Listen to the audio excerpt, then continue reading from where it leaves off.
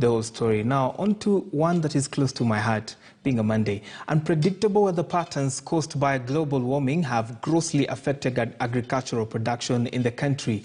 But an innovator is creating solutions to this. So this has consequently dented Kenya's food security, with major cases of hunger being reported lately. However, to avert the effects, an innovator has developed an application that may just assist in managing tree planting and re-afforestation. Here's this week's episode of The Innovator.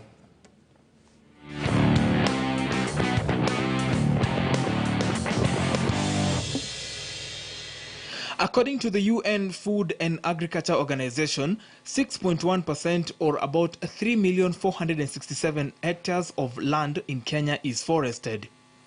Of this, 18.9% or about 654,000 hectares is classified as primary forest, the most biodiverse and carbon-dense form of forests.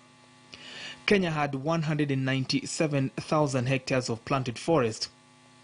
This is way below the UN recommended rate of 10% forest cover.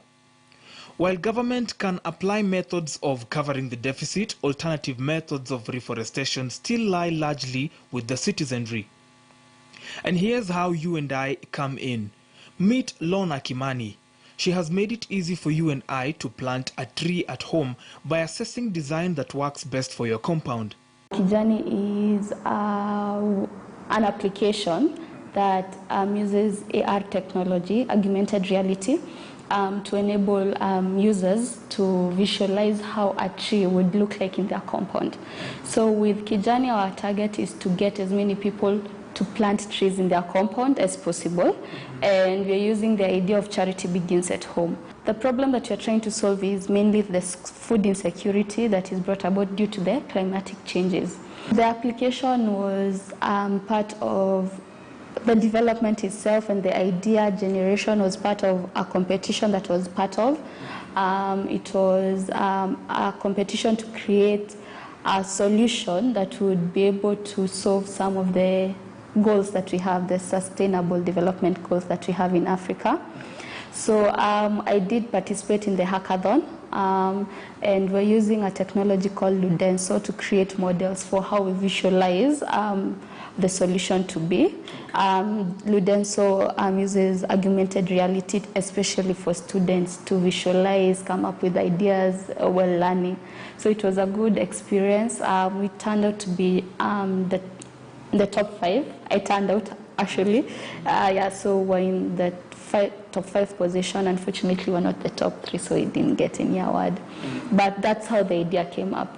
This is exactly how you get to use the application.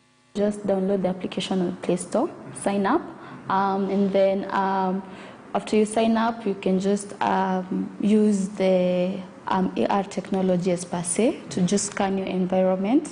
Once you find a spot, you've chosen a spot, then it makes you visualize. So if I want to plant a tree here, how would that look like?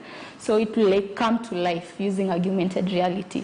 Then you basically just say, I want to plant this tree here, and the request is sent out. So what our goal is to do is to have tree advocates, tree planting advocates, especially in different areas, maybe Nairobi, Kericho, all those areas. So these tree planting advocates will receive the request. Sometimes starting such a social innovation may be a challenge, and Lorna has met her fair share of the same. One of the biggest challenges is maybe the augmented reality technology. It's not been very well adapted in, especially Kenya. It's like a very out of the world idea. So that's something that's challenging, especially to get people, convincing people that actually this can work this way. But this didn't stop her. She got the necessary assistance she needed to have her product out and assisting the world become a better place. I was lucky enough to get incubation at Chandaria. So with that, I get office space, I get internet connectivity, I get a boardroom where I can have meetings. So that's amazing in itself. I also get exposure to investors if maybe I want funding. Currently, she aims to have at least 1 million sign-ups and active users planting at least 5 trees yearly. So is it achievable? So with Kijani, I believe that we can be able to impact a lot of lives, either directly or indirectly. So we have so many people in our children especially that are undernourished. And with Kijani, we can be able to at least change the climatic effects that come up. Imagine this, you're not forcing anyone, they're not removing any amount of money, they're having trees planted in their compound for free. So one, it provides security for them in the compound itself, and another one, it also impacts the climate as well.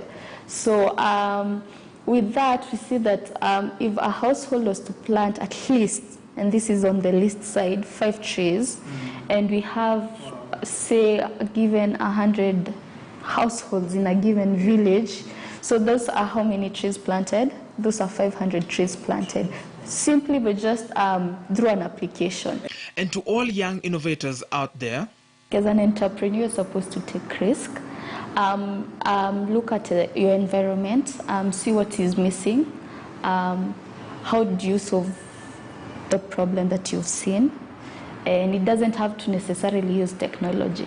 So for example, you have camera equipments, it's a bother to carry those camera equipment, so how do I solve that problem? For me, what I saw is the problem with undernourished children and how it's hard to encourage people to plant trees. So what if I was to get that person to plant trees in their own compound?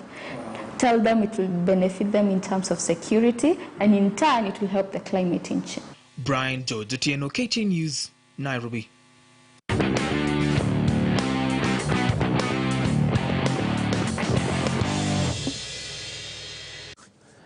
Impressive since the young innovators are coming up with social innovations that are going to address issues that are relative to you and me on a daily basis. And of course, Lorna is addressing the issue of climate change. We now want to talk about other forms of social innovation, and who is best to speak to us about this if not Mr. A.R.to from Ashoka, East Africa. I understand he is the manager for knowledge there. He will be telling us more about his role at Ashoka.